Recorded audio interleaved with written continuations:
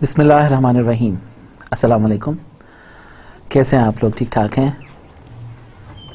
Advances in supply chain management, आप लोगों को पता है कि हम लोग पार्ट 2 स्टार्ट कर चुके हैं अपने ओवरऑल कोर्स का। Today we are going to start chapter number 7, that is demand planning. What are different learning objectives of this particular chapter? Very first one is to introduce a framework for demand planning processes.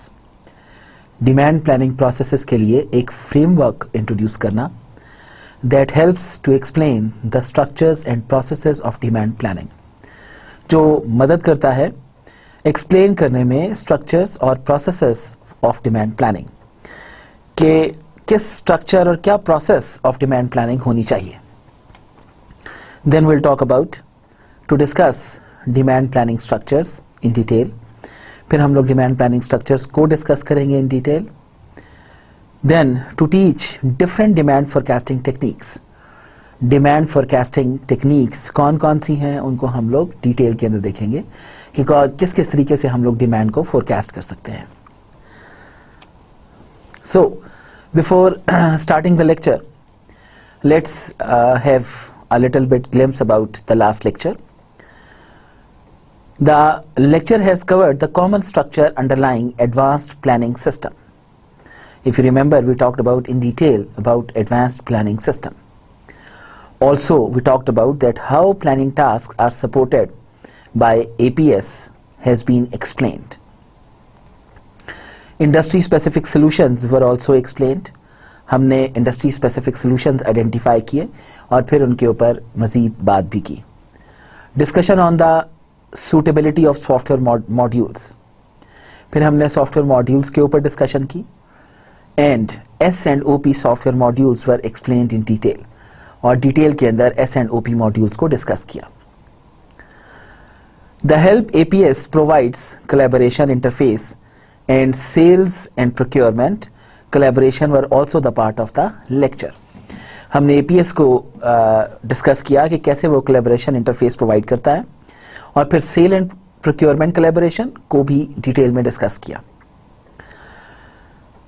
तो the present lecture will focus on a framework for demand planning processes. तो आज का lecture focus करेगा framework of demand planning processes के ऊपर that helps to explain the structure and processes of demand planning, जो help करेगा explain करने में स्ट्रक्चर्स और प्रोसेसेस ऑफ डिमांड प्लानिंग को। The discussion of demand planning structures, different demand forecasting techniques will also be included. तो हम यहाँ पर डिमांड प्लानिंग स्ट्रक्चर्स और डिफरेंट डिमांड फोरकास्टिंग टेक्निक्स को भी डिस्कस करेंगे। ओके, तो इसमें भी आई वॉज इंटरेस्टेड, चूंकि लास्ट टाइम हम लोगों ने planning task supported by APS के ऊपर बात की थी, तो आज के लेक्चर में मैं चाह रहा था कि मूव करने से पहले हम इसकी जो डिफरेंट टाइप्स लास्ट टाइम हम लोगों ने डिस्कस की उनको हम लोग ज़रूर दोबारा से रिव्यू करें। So planning task supported by APS, the following provides an overview of the structure of the software modules and the planning task concern. तो ये जो कुछ अभी हम डिस्कस करने जा रहे हैं ये एक स्ट्रक्चर ऑफ सॉफ्टवेयर मॉड्यूल के ऊपर बात करेगा और प्लानिंग टास्क जो इसके साथ कंसर्न्ड है उनके हवाले से। Very first one is strategic network design. It covers all 4 long term planning sections.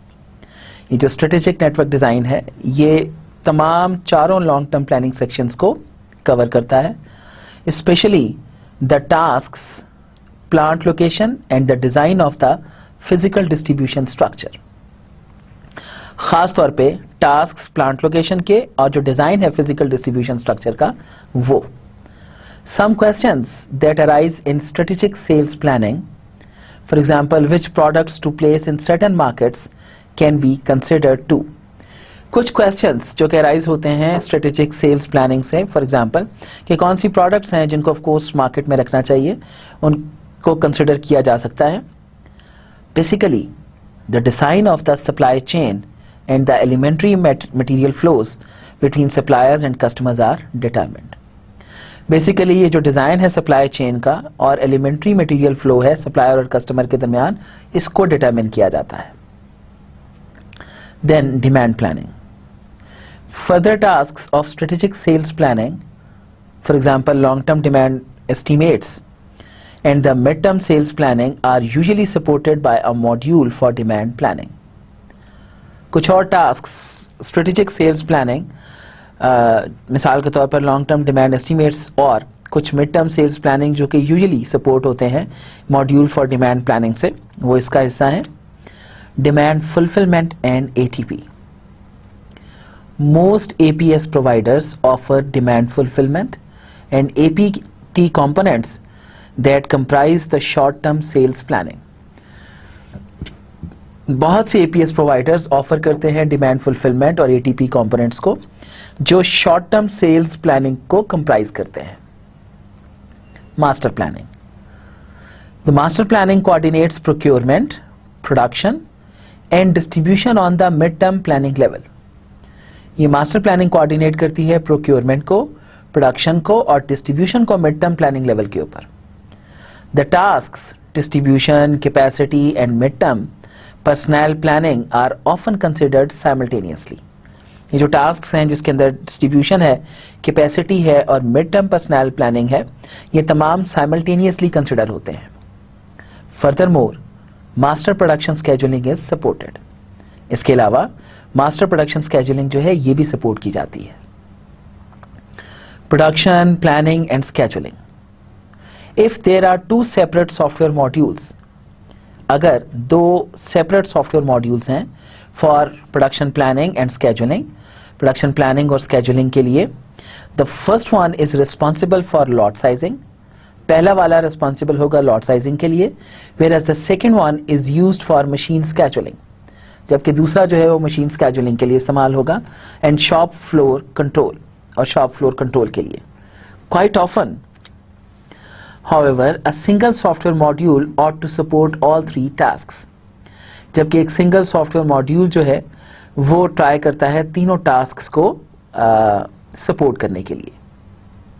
Planning on such a detailed short term planning level is particularly dependent on the organisation of the production system. इस तरह के एक detail के ऊपर planning, short term planning level जो है ये particularly dependent होता है ऑर्गेनाइजेशन के ऊपर, उसके ऑर्गेनाइजेशन के प्रोडक्शन सिस्टम के ऊपर. Therefore all bottlenecks have to be considered explicitly. इसलिए तमाम बॉटलनेक्स को एक्सप्लिसिटली कंसिडर किया जाना चाहिए. If multi-stage production processes and product structures exist, they have to be coordinated in an integrative manner. अगर multi-staged production processes और product structures exist करते हैं तो इन्हें coordinate करना होता है एक integrative manner के अंदर. In order to meet the specific requirements of particular industries, some software vendors offer alternative production planning and scheduling modules. Specific requirements of particular industries को meet करने के लिए कुछ सॉफ्टवेयर वेंडर्स जो हैं ये ऑफर करते हैं ऑल्टरनेटिव प्रोडक्शन प्लानिंग और scheduling मॉड्यूल्स को. Transport planning and distribution planning. The short term transport planning is covered by a corresponding software module. ये शॉर्ट टर्म ट्रांसपोर्ट प्लानिंग जो है ये कवर होती है कॉरेस्पॉन्डिंग सॉफ्टवेयर मॉड्यूल से. Sometimes an additional distribution planning module deals with material flows in a more detailed manner. बाज़ औक़ात एक additional distribution planning module जो है ये deal करता है material flow को ज़्यादा detailed manner के अंदर. That can usually be done by master planning, जो कि अमूमी तौर पर master planning से भी हो सकता है. Purchasing and material requirements planning. The planning tasks, bill of material explosion and ordering of materials are often left to the ERP system. ये planning tasks, bill of material explosion और ordering of material जो है ये हमेशा ERP system पर छोड़ दिया जाता है, which traditionally intend to supply these functionalities and are needed as transaction systems anyway. जो कि ट्रेडिशनली उनकी इंटेंशन होती है सप्लाई करने की इन फंक्शनैलिटीज़ को और ज़रूरत होती है ट्रांजैक्शन सिस्टम्स को. Anyway as far as non bottleneck materials are concern, जहां तक नॉन बॉटलनेक मटीरियल्स का ताल्लुक है, the bill of material explosion indeed can be executed with an ERP system. ये बिल ऑफ मटीरियल एक्सप्लोजन जो है हकीकत में एग्जीक्यूट किया जा सकता है ईआरपी सिस्टम के साथ। However, an advanced purchasing planning for materials and components with respect to alternative suppliers, quantity discounts and lower mid-term supply contracts or upper material constraints bounds on supply quantities is not supported by the ERP systems. तो कहता है जबकि एक advance purchasing planning material और components के लिए alternative suppliers, quantity discounts और lower या अपर बाउंड्स ऑन सप्लाई क्वांटिटीज के लिए ये ईआरपी सिस्टम के साथ सपोर्टेड नहीं होती। Not all APS providers launch a special software module purchasing and material requirements. ना ही तमाम एपीएस प्रोवाइडर्स जो हैं ये स्पेशल सॉफ्टवेयर मॉड्यूल परचेजिंग और मटेरियल रिक्वायरमेंट्स को प्रोवाइड करते हैं। Planning that supports mid to short term procurement decisions directly। तो ये module purchasing and material requirement planning जो है जो कि सपोर्ट करती है शॉर्ट टर्म प्रोक्योरमेंट डिसीजंस को directly. Sometimes at least a further collaboration module helps to speed up the traditional interactive collaborative procurement processes between a manufacturer and its suppliers. बाज़ औक़ात at least एक जो फर्दर कोलैबोरेशन मॉड्यूल है ये मदद करता है स्पीड अप करने के लिए traditional interactive collaborative procurement processes को मैन्युफैक्चरर और इसके सप्लायर्स के दरमियान। तो बेसिक बात क्या हुई यहाँ पर, किसका मतलब है कि जो मैन्युफैक्चरर है और इसका जो सप्लायर है उनके दरमियान जो एक रिलेशनशिप है प्रोक्योरमेंट प्रोसेस का, ये सब कुछ इसलिए किया जाता है कि वो रिलेशनशिप एनहांस हो और इनके दरमियान जो लीड टाइम है वो लीड टाइम ज़्यादा से ज़्यादा रिड्यूस किया जा सके। इसीलिए शॉर्ट टर्म, लॉन्ग टर्म और जो मीडियम लेवल है उन तमाम को आपस में हम लोग मैच करवा कर कोशिश किया करते हैं कि इनके दरमियान जो रिलेशनशिप है वो रिलेशनशिप इस तरह का हो कि इनकी इंटरेक्शन इंक्रीज करे ताकि लीड टाइम डिक्रीज करे। The software modules of APS are dedicated to deterministic planning. ये जो सॉफ्टवेयर मॉड्यूल्स होते हैं APS के, ये डेडिकेटेड होते हैं डिटर्मिनिस्टिक प्लानिंग के लिए। इन अदर वर्ड्स हम कह सकते हैं कि APS के जितने भी सॉफ्टवेयर मॉड्यूल्स हैं ये डिज़ाइन ही इस तरह होते हैं कि जिनकी डिटर्मिनिस्टिक प्लानिंग की जा सके। इन अदर वर्ड्स ये हमें एक प्रॉपर वे के अंदर कुछ प्लानिंग टूल्स प्रोवाइड करते हैं जिनके थ्रू प्लानिंग जो है वो कुछ आसान हो जाती है। However there are uncertainties on both the inbound unreliable suppliers machine breakdowns and the outbounds unknown customer demand side। of course चूंकि हम लोग फ्यूचर को प्लान कर रहे हैं, फ्यूचर के बारे में एस्टिमेशंस कर रहे हैं, तो फिर भी अनसर्टेनिटीज तो रहेंगी, चाहे वो इनबाउंड हो चाहे वो आउटबाउंड हो। इनबाउंड के अंदर किस तरह की अनसर्टेनिटीज हो सकती हैं कि जो आपके अनरिलायबल सप्लायर्स हैं वो ऑफ कोर्स अगर आपका उनके साथ अच्छा ताल्लुक है भी तो ऑफ कोर्स ज़रूरी नहीं है कि वो सप्लायर्स आपको इन टाइम चीज़ों को सप्लाई भी करें। बाज़ औक़ात मशीन ब्रेक डाउन्स हो जाते हैं, कुछ स्ट्राइक्स हो जाती हैं, कुछ और काम नहीं हो पाते, इलेक्ट्रिसिटी ब्रेक डाउन हो जाता है, उसकी वजह से ऑफ कोर्स आप इन टाइम इन चीज़ों को प्रोसेस नहीं करा सकते जो आपने प्लान की हुई हो। तो ऑफ कोर्स वहाँ पर फिर डेविएशन एक्सपेक्टेड होती है what ever you have plan और जो आपके एक्चुअल रिजल्ट्स हैं। तो एक्सपेक्टेड और एक्चुअल के दरमियान में फिर डेविएशन जो हैं वो आ जाती हैं। इसी तरह आउटबाउंड से भी रेलिवेंट है जिसमें अननोन कस्टमर डिमांड है। ज़रूरी नहीं है कि whatever you are planning आप कह रहे हैं जी 10,000 यूनिट बिकना चाहिए, क्या वाकई 10,000 की डिमांड भी होगी? या हो सकता है आपने प्लान किया हो कि 10,000 यूनिट मार्केट में आपने सप्लाई करना है, जब डिमांड की बारी आए तो वहाँ पर 20,000 यूनिट्स की आ जाए।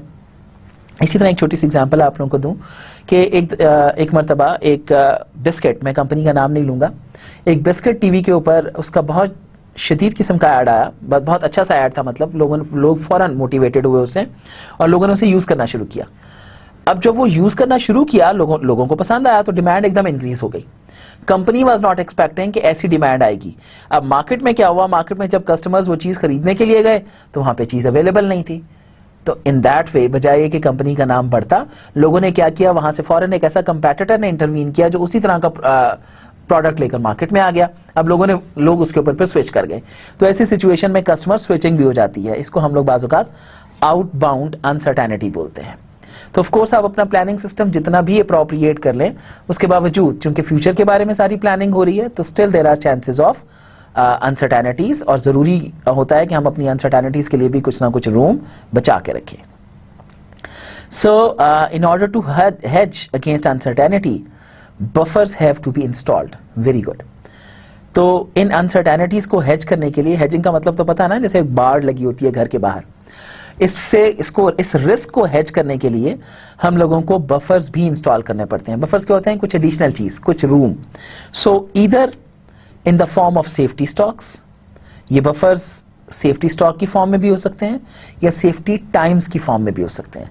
अगर हम लोग सप्लायर और मैन्युफैक्चरर के दरमियान ऑफ कोर्स बात कर रहे हैं, तो यहाँ पे हम लोग टाइम की बात कर रहे हैं कि अगर 5 दिन के अंदर अंदर हम समझते हैं कि लीड टाइम है, तो हम ऑफ कोर्स जो उसका बफर जो है वो 6 दिन का हमारे पास होना चाहिए या 7 दिन का होना चाहिए। इसी तरह सेफ्टी स्टॉक, अगर हम कहेंगे 5 दिनों की रिक्वायरमेंट हमारी जो है वो 10,000 यूनिट्स है, तो हमारे पास कम से कम 12,000 यूनिट जरूर होने चाहिए। In other words of course, और हर इंडस्ट्री के मुताबिक डिफरेंट वो होती हैं कि कितना सेफ्टी स्टॉक किसके लिए होना चाहिए। I can not say anything, just आप लोगों को समझाने के लिए एग्जाम्पल यूज कर रहा हूँ कि इस तरीके से हम लोग चीजों को रख सकते हैं। तो सेफ्टी स्टॉक की फॉर्म में भी हो सकता है और सेफ्टी टाइम्स की फॉर्म में भी हो सकता है। Buffering against uncertainty is a task that covers all supply chain processes and actually cannot be assigned to a single software module. ये जो buffering है uncertainty के against, ये एक task है जो cover करता है तमाम supply chain processes को, और actually ये assign नहीं किया जा सकता किसी एक single software module को। इन अदर वर्ड्स, ये अनसर्टेनिटी पूरे के पूरे सप्लाई चेन के साथ रिलेट करती है, किसी एक जगह पर हम इसको हेज नहीं कर सकते। So because it depends on the particular industry, और ये चूंकि डिपेंड करता है पर्टिकुलर इंडस्ट्री के ऊपर, and the locations of the decoupling points, और डीकपलिंग पॉइंट्स की लोकेशंस के ऊपर। इसकी डिटेल्स जो है ये टेम्पल मायर 2001 में से मजीद details can be taken. As far as layout of today's lecture is concerned, तो we'll start from demand planning framework, फिर हम लोग बात करेंगे demand planning structures की, जिसके अंदर 3 dimensions के ऊपर बात करेंगे, उसकी time dimension, product dimension और geography dimension. Then demand planning process के ऊपर बात करेंगे, फिर we'll talk about statistical forecasting techniques, कौन कौन सी statistical techniques available हैं for forecasting of demand. फिर हम लोग बात करेंगे moving average and smoothing methods, और फिर आखिर में will talk about regression analysis for forecasting, कि कैसे रिग्रेशन एनालिसिस के थ्रू वी कैन फोरकास्ट। तो आप लोग तैयार हैं तो मामला शुरू करते हैं। Demand planning, what do we mean by demand planning? The target of supply chain management is to fulfil the ultimate customer demand. Supply chain management का टारगेट कस्टमर डिमांड को अल्टीमेटली फुलफिल करना होता है। Customer demand does either explicitly exist as actual customer orders that have to be fulfilled by the supply chain.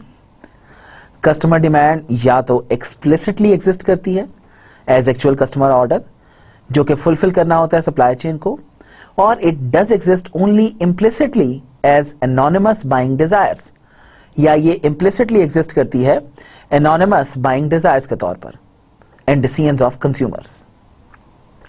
In the latter case means जब implicit की बात करते हैं, there is no informational object representing that demand, तो हमें कोई informational object नहीं मिलता जो कि डिमांड को रिप्रेजेंट करे।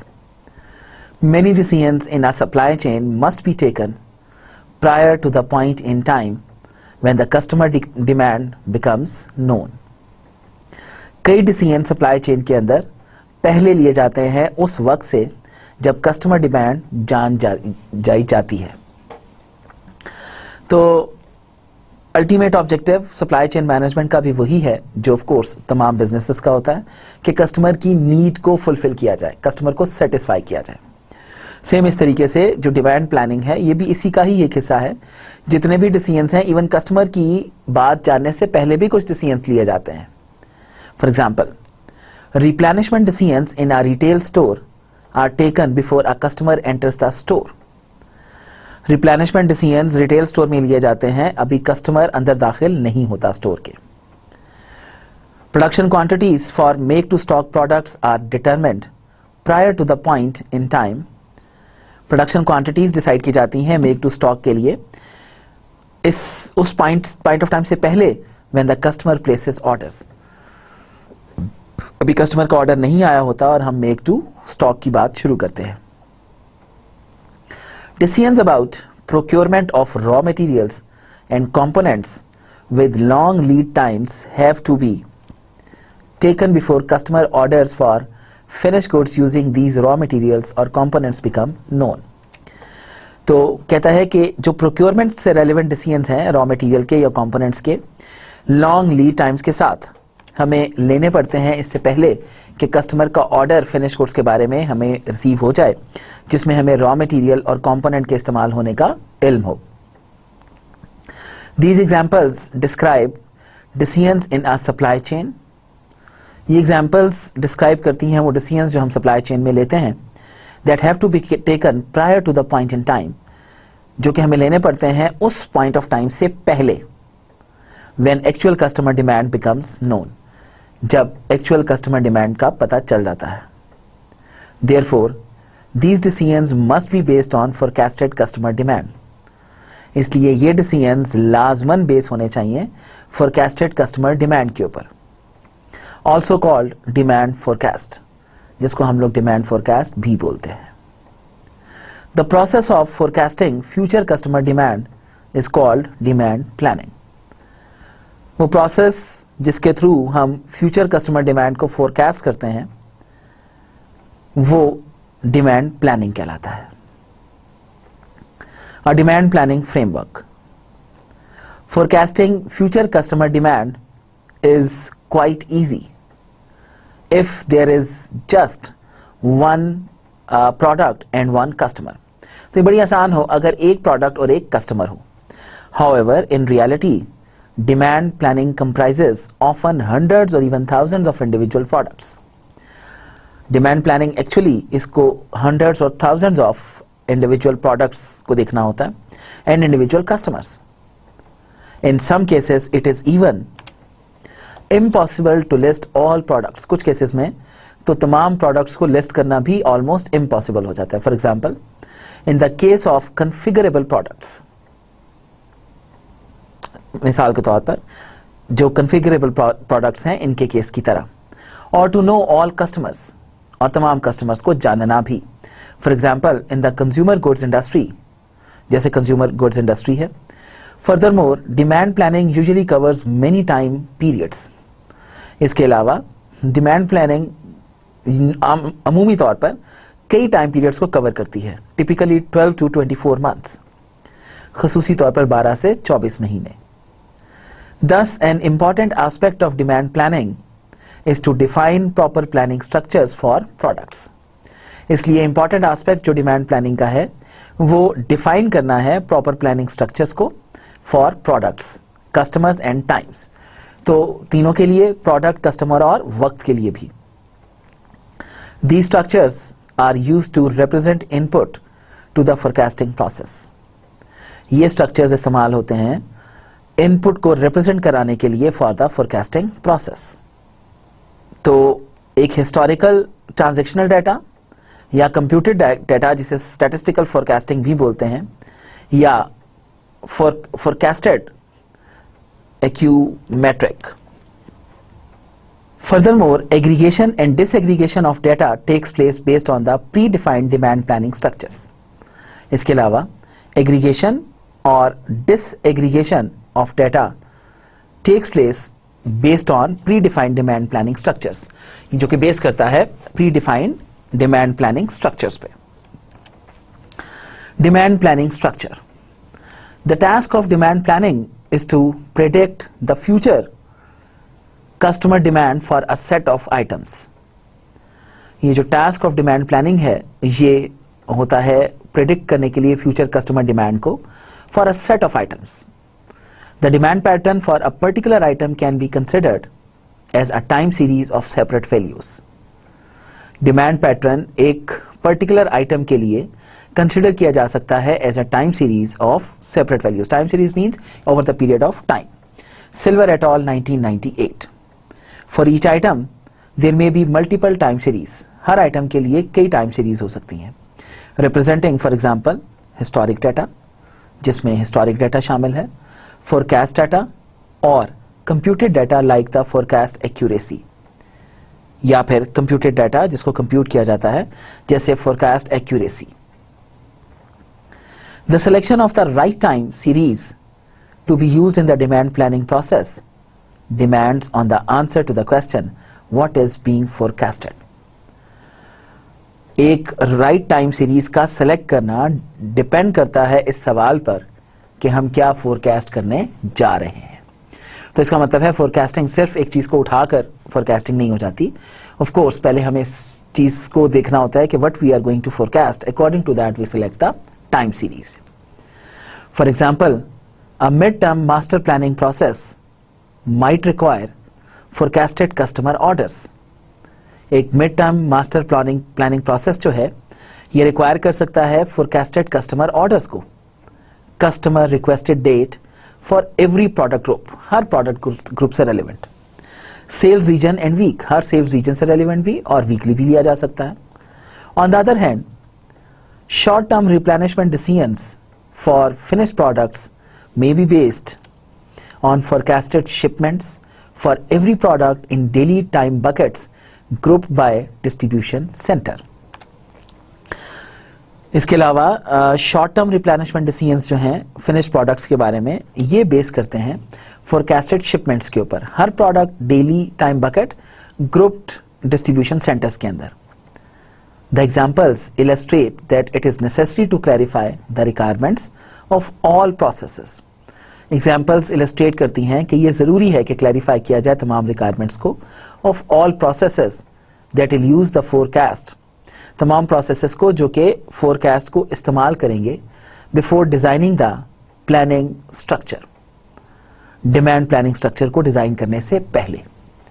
तो in general each forecast consist of 3 components. Her forecast 3 components पे बेस करती है. Number 1 the time period in which the forecasted demand is planned to substantiate as customer demand. जहां पर forecasted demand को plan किया जाता है substantiate करने के लिए customer demand को. Number 2 the product that will be requested by the customer. Product ये customer के through request होगी. Number 3 the geographical region from where the customer demand will originate. वो geographical region जहां से customer demand generate होगी, जहां से कस्टमर डिमांड आएगी. Thus, there are 3 dimensions along which forecast data can be structured. बस 3 dimensions हैं जिसके साथ फोरकास्ट डाटा स्ट्रक्चर किया जा सकता है. Time, product and geography. वक्त, प्रोडक्ट और geography. In the following we discuss the structuring of forecast data along these dimensions and conclude with considerations about the consistency of forecast data in complex demand planning structures. So first of all, let's see what is time dimension. For demand planning, time is structured in discrete time buckets. Demand planning के लिए वक्त structure किया जाता है discrete time buckets के अंदर. For example, years, quarters, months, weeks, days. किसी भी आप ये बकेट साल की बना सकते हैं, क्वार्टर की बना सकते हैं, मंथ्स की बना सकते हैं, वीक्स की, डेज की. ये डिपेंड करता है आपकी अपनी रिक्वायरमेंट के ऊपर कि क्या आप लोग फोरकास्ट करने जा रहे हैं. All demand planning data, actuals, forecast and computed measures are represented as time series. सारा का सारा डिमांड प्लानिंग डाटा, चाहे वो एक्चुअल हो, चाहे वो फोरकास्ट हो, चाहे कंप्यूटेड मेजर्स हो, ये सारा का सारा टाइम सीरीज शो करता है. Each time series consist of her time series consist होती है सीक्वेंस ऑफ टाइम बकेट्स के ऊपर. The period of time covered by the time buckets is called demand planning horizon. Period of time जो कि cover होता है time bucket से, इसे हम लोग डिमांड प्लानिंग होराइजन बोलते हैं. The size of the time bucket depends on the requirements of the particular demand planning scenario considered. Size of time bucket जो है ये डिपेंड करता है रिक्वायरमेंट्स पर एक पर्टिकुलर डिमांड प्लानिंग सिनेरियो जिसको कंसिडर किया जाता है। For example, a fast food chain that intends to forecast demand patterns, एक फास्ट फूड चेन जिसकी इंटेंशन है फोरकास्ट करना डिमांड पैटर्न्स को, within the next weeks will use daily time buckets. Next weeks में वो daily time buckets use करेगी। In consumer packaged goods industry and many other industries, the forecast is usually structured in months. Consumer packaged goods industry और कई और industries forecast करती हैं normally months के अंदर, as monthly buckets are well suited to capture seasonal demand, चूंकि monthly buckets suit करती हैं seasonal demands को, demand patterns को, and drive buying, production and replenishment decisions, और ड्राइव करती हैं बाइंग, प्रोडक्शन और रिप्लेनिशमेंट डिसीजंस को। As the examples show, the selection of the size of the time buckets depends on the maximum resolution of the time dimension required by the processes that will use the forecast. जैसे example बताती है कि selection of the size of the time bucket, कि कितना size होगा time bucket का, depend करता है मैक्सिमम रेजोल्यूशन के ऊपर, और maximum resolution of what, time dimension, जो कि रिक्वायर होगी उस प्रोसेस के लिए जिसको हमें फोरकास्ट करना है। Time buckets should be granular enough to prepare the supply chain for the fulfilment of the forecasted demand. Time buckets को इतना ग्रैन्युलर जरूर होना चाहिए कि वो प्रिपेयर कर सकें सप्लाई चेन को for the fulfilment of the forecasted demand. On the other hand, if time buckets are too granular, one might easily run into performance problems. दूसरी तरफ अगर टाइम बकेट्स बहुत ज्यादा ग्रैन्युलर हों तो एक आसानी के साथ परफॉर्मेंस प्रॉब्लम्स में रन कर सकता है। Second is product dimension. Forecasting may take place on the level of SKUs, stock keeping units. For example, final products. Forecasting हो सकती है stock keeping units में भी, और on the level of product groups, और product groups के level पे भी हो सकती है। Forecasting on stock keeping units level creates an individual forecast for each SKU. Forecasting SKU level पर create करती है individual forecast हर SKU के लिए, reflecting its individual demand pattern, जो कि individual demand pattern को reflect करते हैं। Forecasting on product group level results in a more aggregated forecast. Forecasting एक product group level पर result होती है more aggregated forecast में। In most industries, the number of SKUs is very large.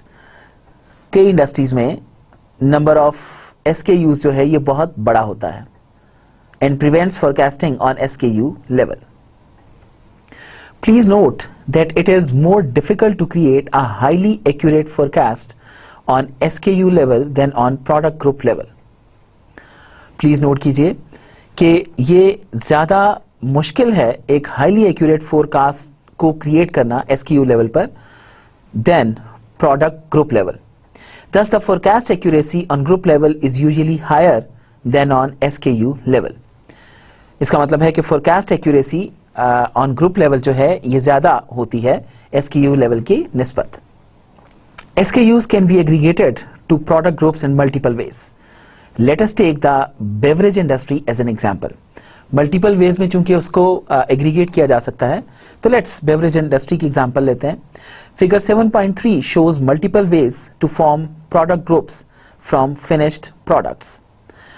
Figure 7.3 show करती है multiple ways जिनके through product groups from finished products create किए जा सकते हैं।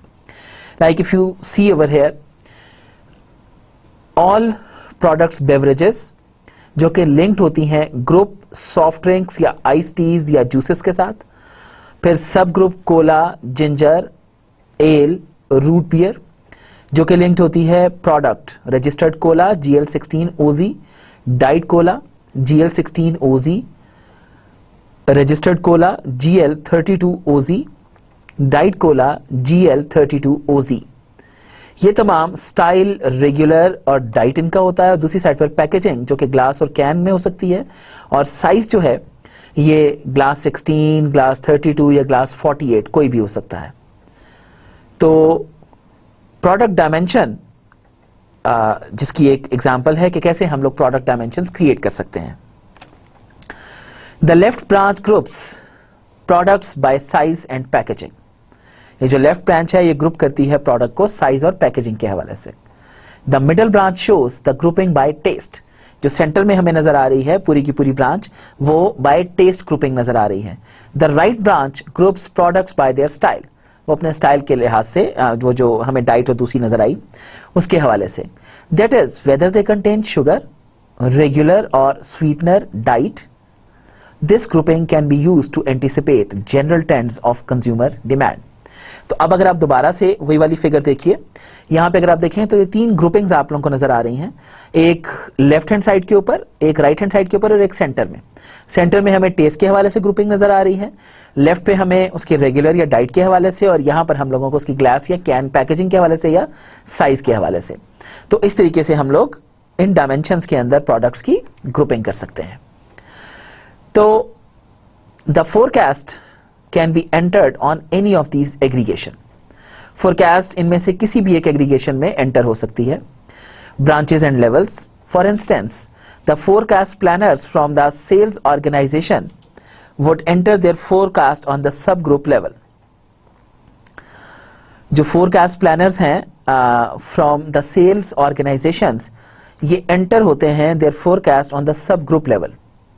That is cola, ginger, ale, root beer, etc. Planners from the product management department would forecast the distribution of regular versus diet beverages on the style level। और planners जो हैं ये product management department के, ये forecast करते हैं distribution को regular versus diet beverages on the style level. On each level there may be one और मल्टीपल टाइम सीरीज। हर लेवल पर एक या मल्टीपल टाइम सीरीज होती हैं जो कि रिप्रेजेंट करती हैं फोरकास्ट क्वांटिटीज को। Next is geography dimension. The third dimension of forecasting is geography. As all demand originates from customers from the lowest level of the geography dimension। चूंकि तमाम demand originate होती है कस्टमर्स से और customers form करते हैं lowest level of geography dimension. Similar to products, customers may be grouped according to multiple aggregation schemes. बिल्कुल products की तरह कस्टमर्स को भी ग्रुप किया जा सकता है according to multiple aggregation schemes. Grouping by regions and areas supports the planning of regional demand। जब हम लोग कस्टमर्स को बाय रीजन ग्रुप करते हैं तो ये एरिया के हवाले से प्लानिंग रीजनल डिमांड कहलाती है। Grouping by supply source, distribution centres, manufacturing plants etcetera may be used to check the feasibility of the forecast against rough cut capacity constraints। जब हम लोग सप्लाई सोर्स के हवाले से ग्रुपिंग करते हैं तो ये इस्तेमाल हो सकती है फिजिबिलिटी चेक करने के लिए of the forecast against rough cut capacity constraints. Grouping by key account supports the consolidation of forecast for international customer organisations.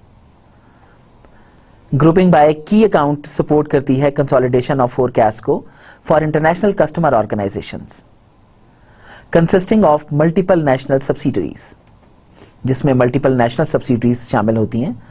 Figure 7.5 shows options to structure forecast by geography.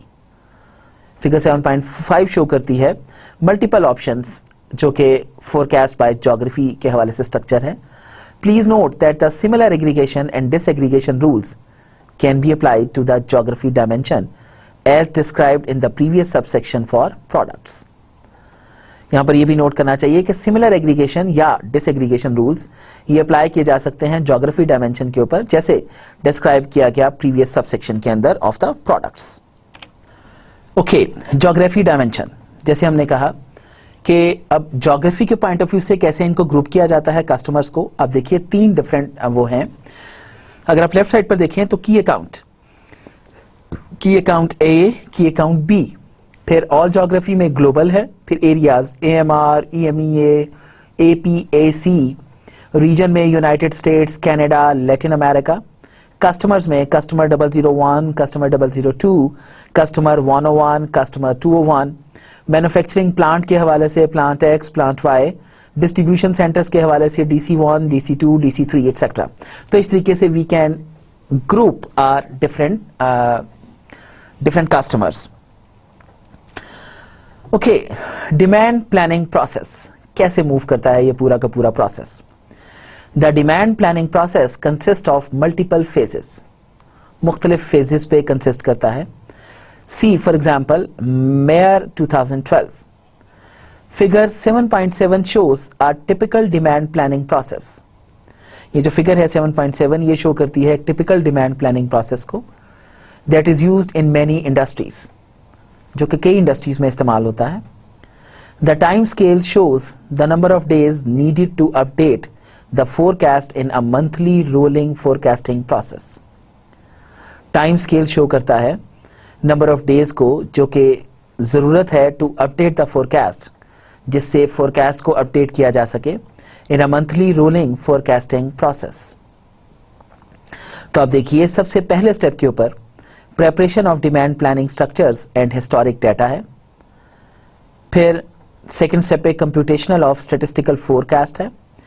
तीसरे number के ऊपर judgemental forecasting, fourth number के ऊपर consensus forecasting, fifth number के ऊपर planning of dependent demand, six number के ऊपर release of the forecast. U means ultimo last working day of the month. तो phases of a demand planning process, these are multiple phases of the demand planning process. In the first phase, the process starts in a central planning department with the preparation phase. Process central planning department में शुरू होता है, जिसे preparation phase बोलते हैं। In this phase, the demand planning structures are updated by including new products.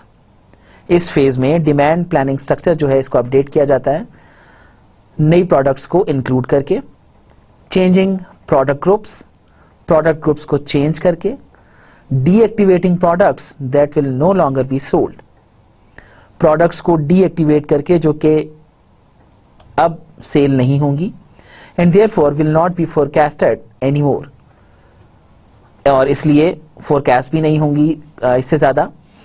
The historic data is prepared and loaded into the demand planning module. Historic data prepare किया जाता है और लोड किया जाता है demand planning module के अंदर of the APS. For example, shipments and customer orders. मिसाल के तौर पे shipments और customer orders. The accuracy for previous forecast is computed. पिछली forecast की accuracy compute की जाती है। In certain cases, it is necessary to correct historic data. कई केसेस में ये जरूरी होता है कि historic data को ठीक किया जाए before they may be used as input to demand planning.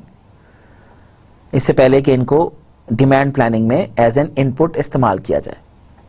For example, shipment data must be corrected if stock out situations occurred in the past. Shipment data को ठीक किया जाना चाहिए अगर स्टॉक आउट सिचुएशन हो चुकी है पास्ट में, otherwise these stock out situations would potentially influence statistical forecasting methods using this time series as input. Otherwise ये जो स्टॉक आउट सिचुएशन है ये पोटेंशियली इन्फ्लुएंस करेगी स्टैटिस्टिकल फोरकास्टिंग मेथड्स को, जिनको एज ए टाइम सीरीज हम लोग इनपुट के तौर पे इस्तेमाल करते हैं। In the second phase, the statistical forecast is computed based on the updated historic data. Statistical forecast compute की जाती है जो कि बेस करती है updated historic data पर। When it comes to statistical methods and their application, one typical question arises. जब ये statistical methods की बात होती है और उसकी application की बात होती है, typical सवाल arise होता है। How is the software able to make better forecasts?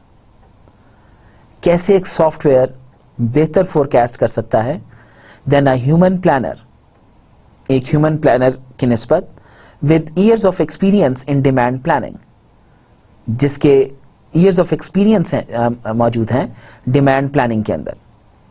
The simple answer is that mathematical methods are unbiased.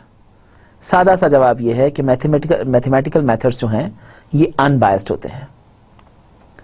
Empirical studies, see for example Makridakis et al 1998 give evidence the bias is the main reason why myopic statistical methods often produce better results. Empirical studies show करती हैं कि ये जो bias है ये main reason है myopic statistical methods का, जो कि प्रोड्यूस करते हैं बेटर रिजल्ट्स को। But that's only half of the truth, लेकिन ये सिर्फ आधा सच है। Because information on specific events और changes, for example promotional activities, customer feedback on new products etcetera can lead to significant changes in demand patterns which might not be considered in standard time series analysis models. ये changes lead कर सकती हैं significant change in demand pattern को, जो कि might not considered in standard time series analysis model. Therefore, it is necessary to combine the advantages of both worlds.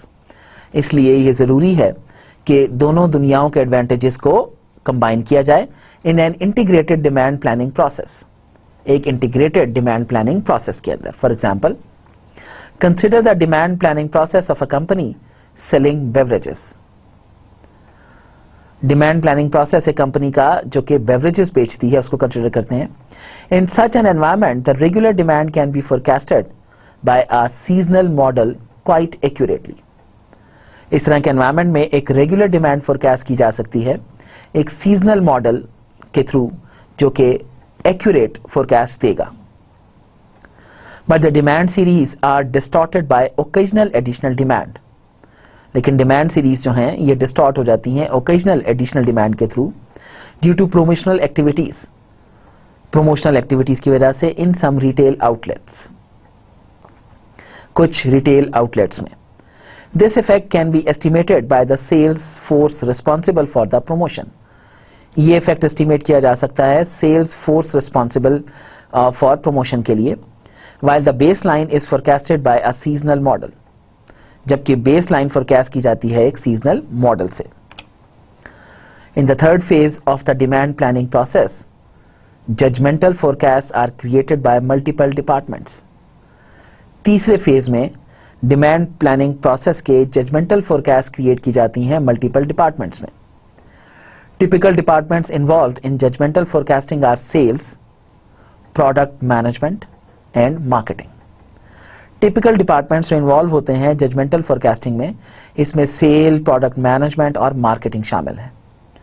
Integration of statistical and judgmental forecasting is only reasonable. Integration of statistical and judgmental forecasting जो है ये सिर्फ reasonable है if information inherent in a statistical forecast is not considered in the judgmental process. अगर जो information inherent है statistical forecast में इसको consider ना किया जाए judgmental process में, in this case the information would be double counted and therefore the demand would be overestimated. इस केस में information को double count किया जाएगा और इसलिए डिमांड को ओवर एस्टिमेट किया जाएगा और under estimated if the judgment reduces the statistical forecast. ये अंडर एस्टिमेट किया जाएगा अगर जजमेंट रिड्यूस कर जाती है स्टैटिस्टिकल फोरकास्ट को। Statistical forecasting techniques, forecasting methods were developed since the 1950s for business forecasting and at the same time for econometric purposes. Forecasting methods की development कोई 1950 से शुरू हुई, जिसके अंदर इकोनोमेट्रिक पर्पसेस भी शामिल हैं और कुछ बिजनेस फोरकास्टिंग भी शामिल है, for example unemployment rates etcetera. The application in software modules makes it possible to create forecasts for a lot of items in a few seconds. Application of software modules जो है ये forecast create कर देती है few seconds में। Therefore, all leading APS vendors incorporate statistical forecasting procedures in their demand planning solution. इसलिए जितने भी लीडिंग APS vendors हैं वो statistical forecasting procedures को incorporate करते हैं अपने demand planning solutions के अंदर. These methods incorporate information on the history of a product. ये methods incorporate करते हैं information को history of a product पर, item in the forecasting process for future figures. Forecasting process में future figures के लिए there exist two different basic approaches. दो basic different approaches exist करती हैं, time series analysis and causal models. एक time series analysis है और दूसरा causal models. Time series analysis. The so-called time series analysis assumes that the demand follows a specific pattern. ये जो so-called time series analysis है, ये assume करता है demand के demand एक specific pattern follow करती है. Therefore, the task of a forecasting method is to estimate the pattern from the history of observations. इसलिए ये जो task of forecasting method है, ये estimate करता है pattern from the history of observations. Future forecast can then be calculated from using this estimated pattern. Future forecast जो हैं, इनको calculate किया जा सकता है from using this estimated pattern. The advantage of those methods is that they only require past observations of demand. इसका फायदा ये होता है कि ये सिर्फ और सिर्फ past observations of demand require करता है. The following demand patterns are most common in time series analysis. Silver et al. 1998 and also figure 7.8. Number 1, level model. The demand xt in a specific period t consists of the level A and random noise ut which cannot be estimated by a forecasting method. अगर आप देखिए xt is a dependent variable, alpha is intercept and ut is error term. ये level A पे है. There is another model which is known as trend model.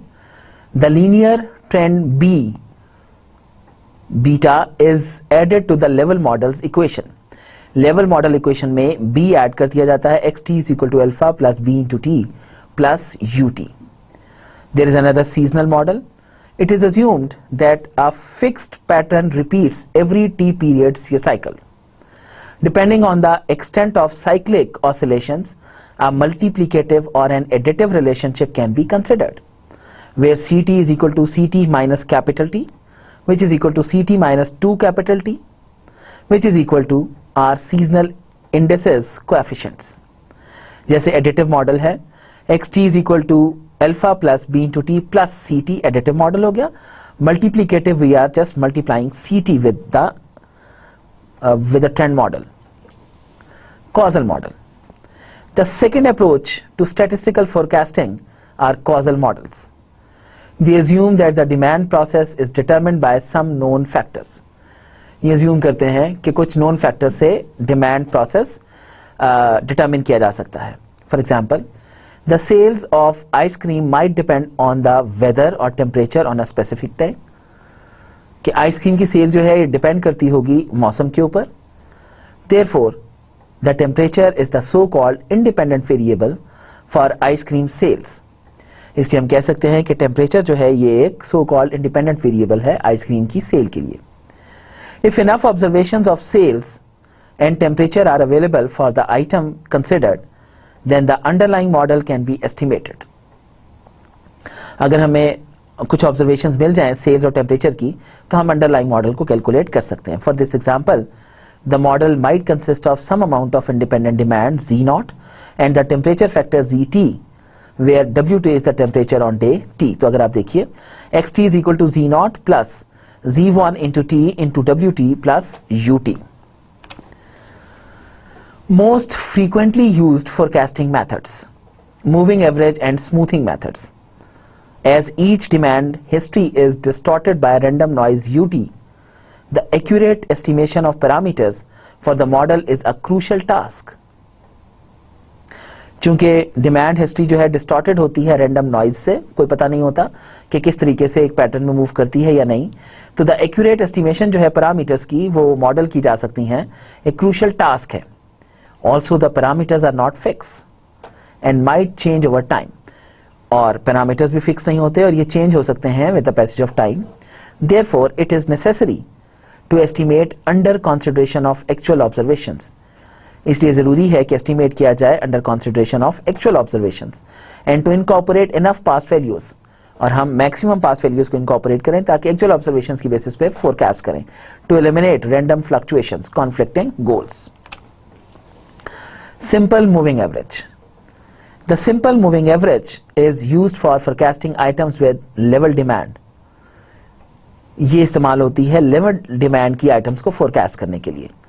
The parameter estimate for the level O A is calculated by averaging the past end demand observations. This parameter serves as a forecast for all future periods. यहाँ पे हम लोग and demand observation जब लेते हैं तो ओ जो calculate होता है ये for future periods forecast serve करता है. Since the forecast o XTC1 is independent of time, ये टाइम से इंडिपेंडेंट होता है. According to simple statistics the accuracy of the forecast will increase with the length n of the time series considered. एक simple statistics के मुताबिक accuracy of forecast जो है ये इंक्रीज होती है with the length n of the time series considered. जो time series consider की जा रही है उसकी length n से, because the random deviations get less weight. चूंकि random deviations कम weight लेती हैं, but this is no more applicable if the level changes with time. लेकिन ये ज्यादा applicable नहीं है अगर level change होता है वक्त के साथ. Therefore, values between 3 and 10 often lead to reasonable results for practical demand series. इसलिए वैल्यूज जो कि 3 और 10 के दरमियान रीजनेबल रिजल्ट्स दे सकती हैं for practical demand series. But the information provided by all format demands is lost according to this procedure. Exponential smoothing. The need to cut the time series is avoided by the exponential smoothing method. Time series में से exponential smoothing method इस्तेमाल किया जाता है time series में से कुछ चीजों को कट ऑफ करने के लिए, because it assigns different weights to all observed demand data and incorporates them into the forecast. The weight for the observations is exponentially decreasing with the latest demand getting the highest weight. Therefore, it is possible to stay abreast of changes in the demand pattern and to keep the information which was provided by older values. For the case of level demand, the forecast for period t plus 1 will be calculated according to the following equation. xt plus 1 जिसे हमें करना है forecast is equal to alpha t is equal to alpha dot xt plus alpha into 1 minus alpha into xt plus xt minus 1 plus alpha into 1 minus alpha square into xt minus 2 plus so on. So the other method is regression analysis, where significant influence of some known factors is present. It seems to be straightforward to use causal models in the forecasting process. Regression analysis is the standard method for estimation of parameter values in causal models. Regression method एक standard method consider किया जाता है estimation of parameter values का causal models में. Usually linear dependencies between the dependent variable xt, for example the demand, and the leading factors, independent variables, for example temperature, expenditures for promotions, etc. are considered. Therefore, a multiple regression model can be formulated as follows. Hankey and Witcher 2014. St is equal to z naught, which is alpha, plus z1 into w1 plus z2 into w2 plus so on, whatever multiple variables can be taken. And ut is added at the end as the error term. The ice cream model in 7.4 is called the simple regression model, as it only considers one leading indicator. Multiple linear regression uses the method of least squares to estimate model parameters. This procedure minimizes the sum of the square difference between the actual demand and the forecast the model would produce, while exponential smoothing can consider all past observations, the regression method is applied to a predefined set of data. पहले से जो एक defined data है उस पर regression apply की जाती है. The drawbacks of such a procedure are the same as for the moving average model. Further, the weight of all considered values equals 1 and therefore the model cannot react flexibility to changes in the demand pattern. The following example shows the application of linear regression for the ice cream model, assuming that the ice cream retailer observed the following demands and temperatures over 10 days. The linear regression will calculate the equation. अगर आप देखिए period is 1 to 10 and actual demand is 43, 45 and temperature is 15, 17, so on. 10 दिनों का. Example forecast using the linear regression model, period or model value लिया 42, 46 etc. यहाँ पे अगर आप देखिए तो एक्चुअल कुछ ऐसे मूव कर रही है टेम्परेचर एक्चुअल डिमांड और उसके पैरेलल मॉडल वैल्यू भी मूव कर रही है थोड़ा सा वेरिएशंस के साथ. Demand xt is equal to 8.24. 8.24 is intercept and 2.22 into W1t ये इसका coefficient है. With W1t being the temperature on day t using 7.7, one can determine the forecast model value which the model would have produced. But for this it is necessary to be able to estimate the temperature reliably. Figure 7.9 shows the data and the resulting forecast of the ice cream model. ये जितनी भी हमने पीछे forecasted values calculate की हैं हर एक temperature को इस WT की जगह पे डालते जाएं, इसको मल्टीप्लाई करें 2.22 के साथ और 8.24 को ऐड करते हैं तो आपके पास forecasted value आ जाएगी. तो हर टेम्परेचर के ऊपर you will get the forecasted value as well. तो यहाँ तक ही रखते हैं आज का लेक्चर. ख़त्म करने से पहले let's have an overview of whatever we discussed today. The present lecture has focused on a framework for demand planning processes. Demand planning processes के framework के ऊपर बात की हमने आज.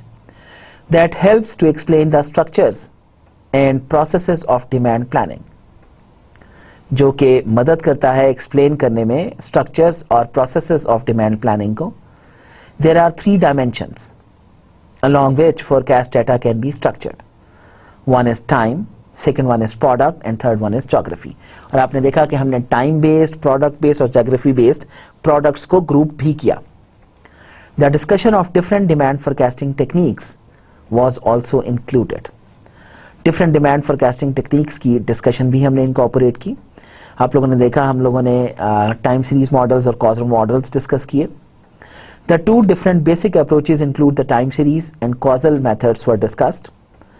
Moving average, smoothing average and regression analysis models were also explained. और हमने एक complete example भी की जिसमें causal model देकर temperature और sale के साथ हम लोगों ने इसको relate किया और regression run करके हम लोगों ने forecasted values निकाली और वो model बनाकर forecasted values में temperature डालते गए और नई forecasted values आती गई और graph से show भी किया कि how much is the variation between the forecasted and the actual values. तो आई होप कि आप लोगों को आज का लेक्चर समझ आया होगा. इस उम्मीद पे आप लोगों से इजाज़त चाहता हूं कि अपना बहुत ज़्यादा ख्याल रखेंगे. बहुत बहुत शुक्रिया. अल्लाह हाफ़िज़.